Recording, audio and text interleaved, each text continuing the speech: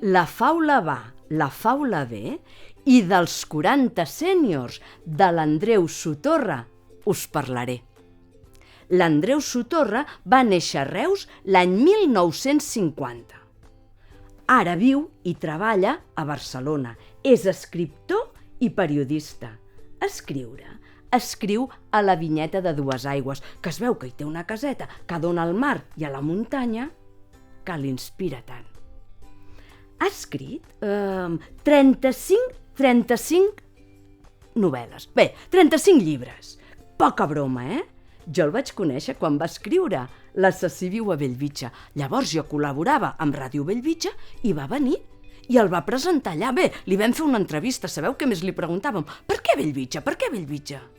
Diria que ens ho va contestar, però ara ja no me'n recordo.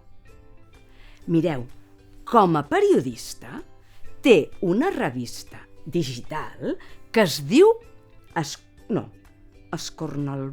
Cornelbou. Sí, la podeu consultar, Busqueu andreusotorra.com i allà hi trobareu ressenyes literàries, crítica literària, crítica teatral, perquè també treballa a la ràdio i com a periodista i gran activista cultural ha fet una feinada.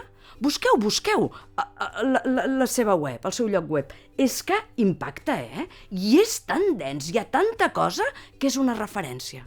Doncs això, busqueu. I avui aquí, catacric, catacrac. I la faula i els 40 sèniors, el cor ens han ben robat.